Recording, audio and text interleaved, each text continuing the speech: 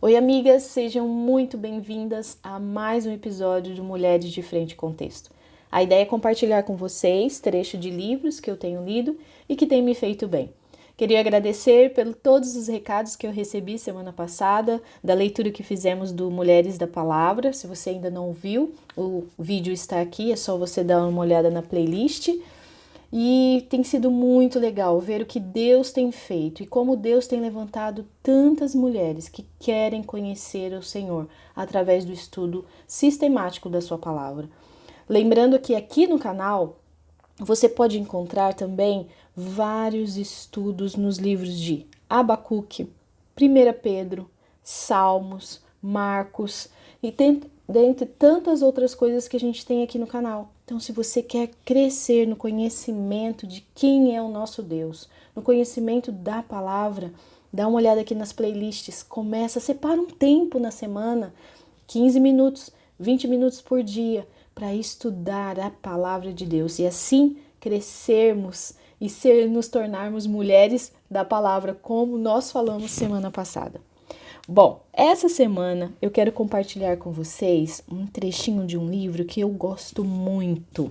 Vislumbres da Graça, valorizando o Evangelho na rotina do lar. Editora Fiel, Glória Furman. Capítulo 9. A presença permanente de Deus em nossa dor. É interessante ouvirmos o texto de Provérbios 14:13 que diz que até no riso o coração pode doer. Eu vivo em meio à dor. Nós todas estamos carregando algum tipo de fardo.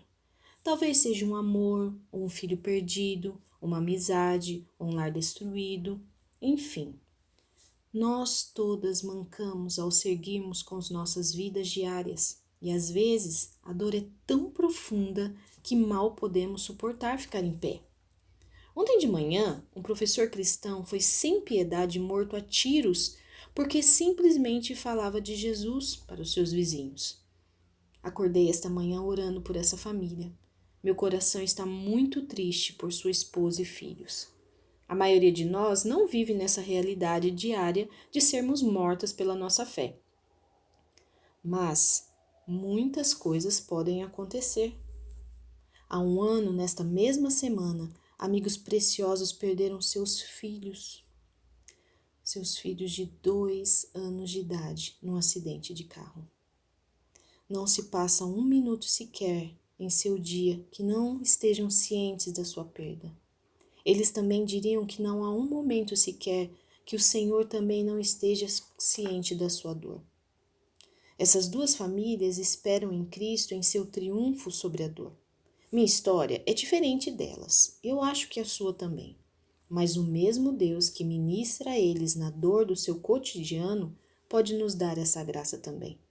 Espero que minha história sobre a fidelidade de Deus a encoraje. Compartilhando-a, quero apontar para aquele que diariamente leva o nosso fardo e que tomou nossas enfermidades e carregou as nossas dores sobre o seu corpo. Quando você me ouve dizer que não deveríamos depositar nossa esperança em situações terrenas, mas que deveríamos depositar nossa confiança em Cristo, isso vem de um coração que se partiu por confiar em coisas que não satisfazem.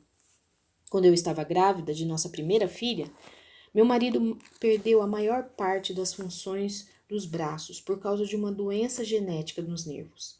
Ele estava dirigindo e, de repente, suas mãos começaram a formigar. O formigamento logo se transformou em dor. Ele começou a perder a motricidade fina, como abotoar uma camisa, fazer a barba, digitar, ler, ficou impossível. Estávamos desolados com o fato de meu marido estar com dor constante. Pessoalmente, eu estava otimista. Tomei cada comentário positivo do que as pessoas me diziam, que os médicos me falavam, fizeram como garantia que Deus ia curá-lo. Apenas Deus não havia me dado essa garantia. Acho que eu estava muito esperançosa de que a medicina moderna tinha uma solução para nós, pois queria que me distrair da realidade iminente de que eu estava numa situação que poderia ficar pior. Eu não gostaria de saber disso. Além disso, estar esperançosa parecia muito melhor do que eu ficar deprimida. Enfim, Deus Deus podia reverter todas essas coisas. No entanto, não demorou muito para que a tristeza caísse sobre a nossa família, como um deslizamento de terra. Meu marido tinha acabado de passar por uma cirurgia muito bem-sucedida e ambos os cotovelos estavam liberados para voltar a funcionar. Os nervos não estavam mais sendo comprimidos. A cirurgia foi um sucesso. Estávamos em êxtase com o fato de que finalmente ele poderia melhorar fisicamente e até ser curado de uma vez por todas. Naquele verão, estávamos prontos para nos mudar para o exterior e começar o trabalho de implantação de igrejas, de modo que vendemos tudo, nossa casa, todas as coisas, exceto os livros. Fizemos a mala, arrumamos todas as coisas para irmos ao ameno deserto da Península Arábica. Uma vez aqui, tudo estava indo conforme esperado, com a fisioterapia, ajuste da cultura, alguns desafios que precisávamos enfrentar, enfim, tudo estava indo bem.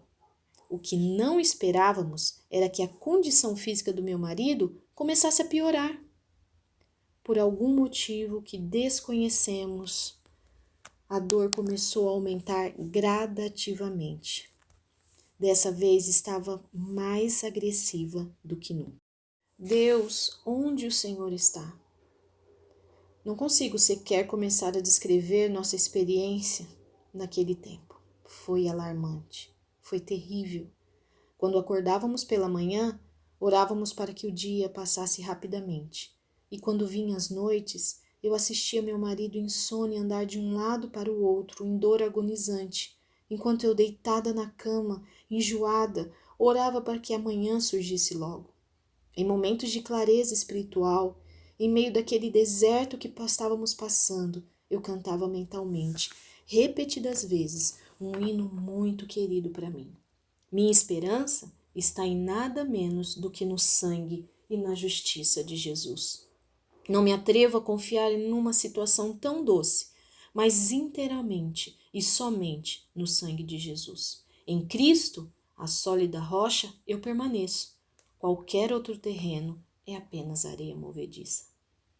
Foi a esperança no Evangelho, e o Evangelho somente que nos sustentou durante esse tempo. E a esperança do Evangelho que nos sustenta até hoje. Nossa situação física se aliviou um pouco. Assim como, tendo morado nesse país por vários anos, já aprendemos a viver muito bem. Meu marido ainda sente dor. Esse testemunho de fidelidade de Deus não tem um arco de fita bem amarrado com os dizeres, e nós todos vivemos felizes para sempre, e Deus respondeu às minhas orações do jeito que eu sempre pensei que Ele faria. Não foi assim. Mais de 5 anos depois dessa experiência, ainda sou a única cuidadora física dos meus 3 filhos. Em alguns momentos, ao longo desses últimos 5 anos, também sou cuidadora física do meu marido. Quando ele sente muita dor, ou quando seus nervos pioram, ou está passando por uma outra nova cirurgia, eu preciso ajudá-lo a tomar banho, vestir-se, alimentar-se, levá-los para a reunião, escovar os dentes, passar fio dental, pegar os seus livros, tomar suas notas, dirigir, enfim, eu cuido dele em todo o tempo. Mas, mesmo diante de tudo isso, eu posso ver a graça de Deus agindo em minha vida em meio a todas essas situações. Durante vários anos, senti um medo sufocante de que Dave iria morrer em um acidente que poderia ser evitado se seus braços fossem fortes. Essa ainda é uma possibilidade real. Todavia, com o tempo, a graça de Deus tem me ensinado a não viver com medo do desconhecido. Morrer para mim mesma e servir meu marido também tem sido difícil. Mas pela graça de Deus agora, quando Ele me pede para ajudá-lo com alguma coisa, minha primeira reação não é cerrar os dentes e tentar sufocar as lágrimas dentro de mim, contra tudo aquilo que Deus nos deu.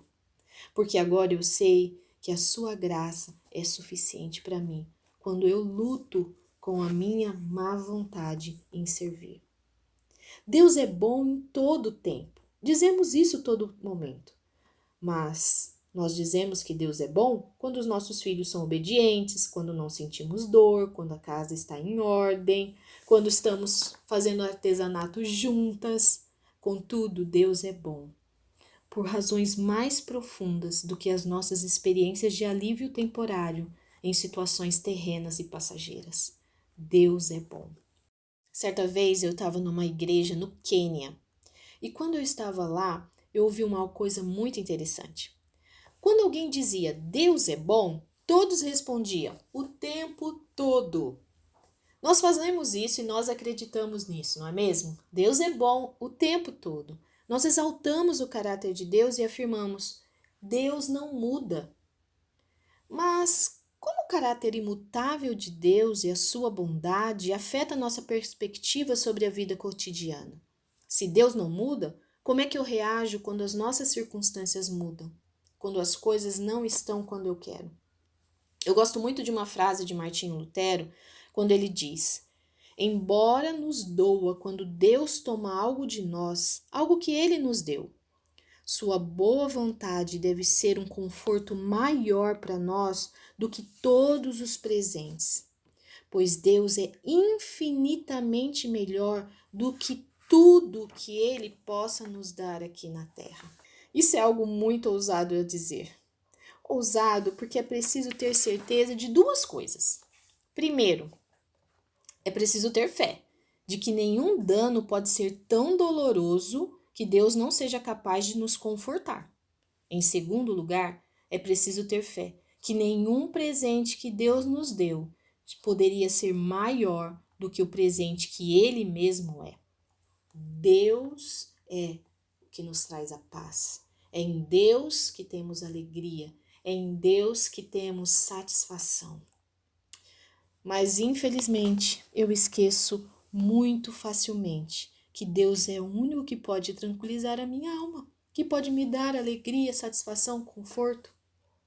Quando a minha alma entende todas essas coisas e ela busca somente a Deus, mesmo que o meu coração esteja despedaçado, mesmo que quando eu olho ao redor esteja tudo acabado, quando Deus é minha paz, então foguetes poderiam ser lançados em torno da minha casa. A saúde do meu marido poderia piorar drasticamente e eu poderia não ter um único momento sozinha, mas ainda assim eu tenho paz. E quantas vezes eu me esqueço disso e peço algumas chupetas para Deus. Quando eu falo chupetas, eu estou dizendo aquele momento que a criança está chorando muito e só para amenizar aquele momento a gente coloca a chupeta na boca dela, para a gente ter um pouquinho de paz. Às vezes nós fazemos isso. Quantas das nossas orações não são para que, Senhor, eu quero conhecer o Senhor ainda mais. Senhor, o Senhor é a única coisa mais importante da nossa vida. Mas em vez disso, muitas das nossas orações são: Senhor, eu estou com um problema. Se o Senhor puder, o Senhor dá um jeito nisso, porque aí eu vou ter de volta a minha paz. Senhor, se o Senhor mexer nessa situação aqui, nossa, eu vou ter contentamento. E aí fazemos essas orações como orações de chupeta. Colocamos as chupetas nas nossas bocas, achando que isso vai nos trazer paz. Infelizmente, isso é um erro do nosso coração.